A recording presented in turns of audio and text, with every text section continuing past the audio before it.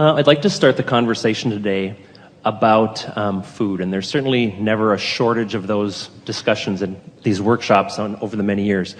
The one area that I'm interested in is the whole discussion that's come about regarding genetically modified foods.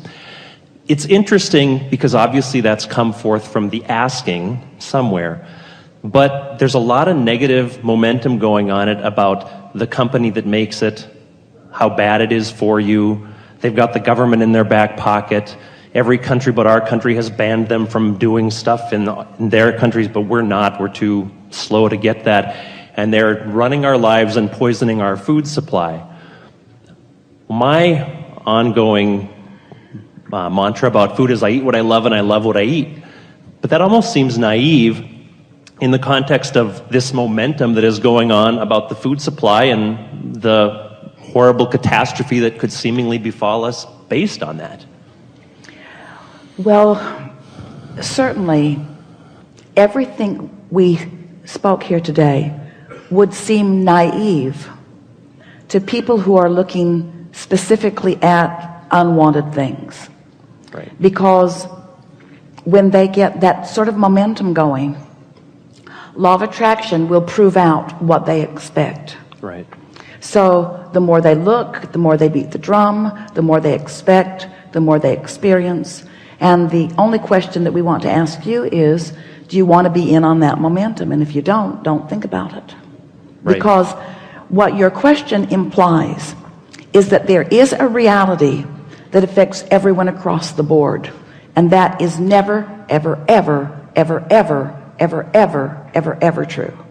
But it's easy to see how people could come into that because everybody eats, and everybody eats a lot of things. And if you look at this one company that is the purported villain in this story, they put out a list saying this company provides this much food to all these companies, and it's about a list of 100 companies that are seemingly everywhere on the grocery store shelves. We are not disputing the facts of the conversation. Right. We're wanting to approach it from the vibrational standpoint. Let's start in a more basic place. We know you want to get to specifics, and we do too, but not the same specifics that you want to get to. Okay. So let's say that there are many, many, many possibilities on your planet of things that you could eat. And let's say that you were born into an environment where they were already beating a drum, and so they had already attracted around them a lifestyle of eating. And when you were born into that family, that was what was presented to you. Whether you ate at home or whether you ate out, it's just logical. This is the way our family does this. Right. So humans, for the most part, are not thinking about overall well-being. They're not thinking about their cellular integrity. They're not thinking about the buoyancy or the flexibility of their body. They're not thinking about the agility or the resonance of their source. In fact, they don't even know that they are vibrational beings mostly. They really think that they're the flesh, blood, and bone being. But they are so much more than that. So now this population is exposed to a variety. But within this spectrum of things to eat, let's say there are 100 families all eating pretty much identically, and yet having different physical responses to what they are eating. Right. Because there are other factors involved other than what they are eating. There's a vibrational factor. There is a cellular factor. The cellular and vibrational being very tied together. In other words, we're first wanting to make the point that just because something is for someone, it doesn't mean that it is for someone else. Now let's step into a bigger part of this picture.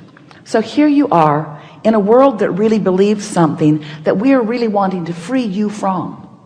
And what this world really believes is that there are good things, good foods, and bad things, bad foods, and every other subject in the world. That there are wanted and unwanted, that there are good things and bad things.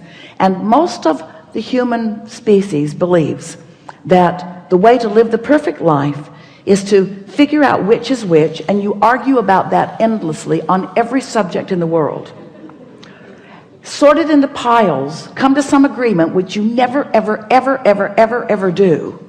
But theoretically, let's sort it into piles. Let's establish the good piles and the bad piles. And then we will push the bad piles away and we will bring the good piles to us. But you don't do that. You bring the good piles to you and you bring the bad piles to you, because whatever you give your attention to, you form a vibrational relationship with, so much so that even the most deliberate eater, with the most utmost scrutiny about what they are selecting, actually selects the very things they do not want in their constant beating the drum of, I don't want that, I don't want that, I don't want that. And just like look at the fair, the universe says, you thought that was bad, here, try this. At one point, Esther was looking at Luke and he was hanging his head. He was in such discomfort. And Esther wanted to soothe him, but he was sort of unsoothable. And she wanted to explain to him, but he was unexplainable.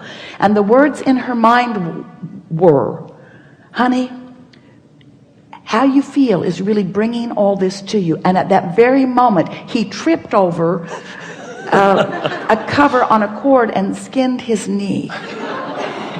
And Esther had to walk away. She just had to walk away, because you should not laugh when evidence comes so instantly into your experience. So if you are in a situation where you know this, and you do, and you are witnessing the universe's immediate response to you, it's pretty easy to get it. But in these things that you've been doing for so long, you don't even know you're doing them, in your quest for good living, the real question is, how much of the vibration that I'm offering about anything, but in this case food, how much of it is really a vibrational match to what I do want, and how much of it is the vibrational match to what I don't want? And all of this outrage, all of this feeling of concern, all of this government conspiracy, all of this, somebody's doing this to me. Luke said those exact words. They don't want me to win. They don't want me to win. And Kate just kept winning and winning and winning and winning. And so if we were standing in your physical shoes, we would have one singular intention, and that is get on that high-flying disc. And from that high-flying disc, you will feel the inspiration that will guide you to the path of least resistance, to the things that you want. But you cannot get there. You cannot get there. You cannot get there any other way, because the conversation that you were delivering to us, factual and obvious and accurate as it was, put you on a disc, a different disc, put you on a different spinning vibrational disc. We call that your grid, your point of attraction. It's the vibration of who you are. It's your point of attraction. Is your point of attraction here, which attracts unwanted things, or here, which attracts more unwanted things, or is it up here? Is your point of attraction, where is your point of attraction? That's your only question. And what does this information, what does this website, how does this website make me feel? That's the only thing you want to ask yourself. Not how true it is, not how many people are having this negative experience, because that information is not helpful to you. The only information that's helpful to you is, what disc am I on? What is my point of attraction? What inspiration will I receive? Because there is no inspiration that says push against that. That's never inspiration. That's always a low spinning disc that makes you feel like that. Is there stuff in this world that is beneficial? Yes. Is there stuff in this world that is not beneficial? Yes. The question is, how do you consistently make your way to the most beneficial? And the way you do that is by working on your vibration and trusting that the source within you and the law of attraction will yield to you, through the path of least resistance, inspiration, obvious, clear, easy to follow inspiration. But Esther wants to help Luke understand, because he's just coming into his emotional awareness, and she wants him at this really early stage to understand the importance of those emotions and nothing else. Nothing else matters. If she could just make the point, see how happy Kate is, see what's happening, see how unhappy you are, see what's happening, that's the point. But humans want to say, no, no, no, Abraham, there's more to this. I want to tell you why I'm unhappy. I need to explain to you why I'm unhappy. I need to explain to you the injustices, the wrongdoing, the government in the pocket, the companies making money over the illnesses of others. I want to explain that to you. And we say, there's only one discussion to have. There's that you get from happy and that you get from unhappy. There is no other discussion. There's no other discussion. There is no other discussion worth having. There's nothing else to know. The only thing you got to figure out is how you feel and how you can feel even better, and what to do when you feel good, keep it going, and what to do when you don't feel good, take a nap. That's it. It was hardly worth $195, was it? That's it. That's it. That's it. That's it. That's it. That's it. That's all of it. That's it. That's it. That's it. So we've been telling this momentum story for a few weeks now, and we've been saying to you that it really is best when the momentum starts appearing to be not going in the direction of what you want, to do something to break the cycle. Meditation is a very good tool.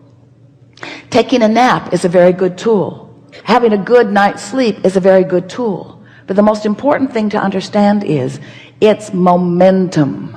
It's momentum.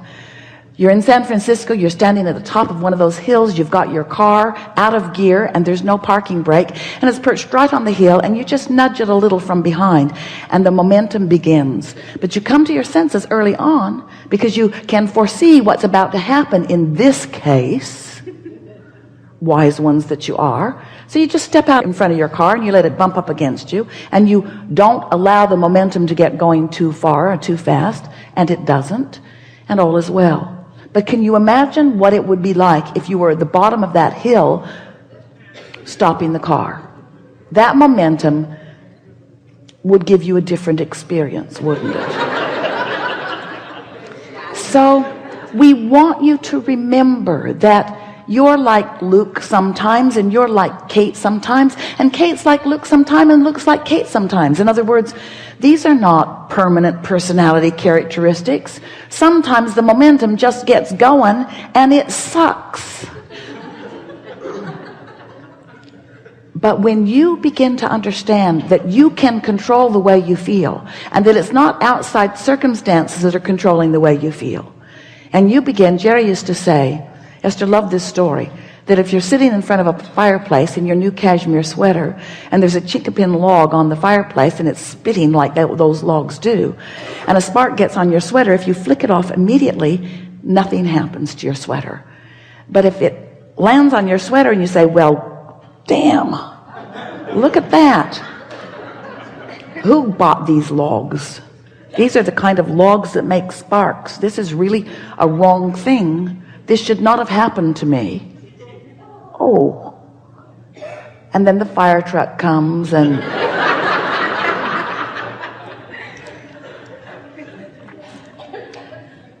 we're eager to talk with you about anything that matters to you.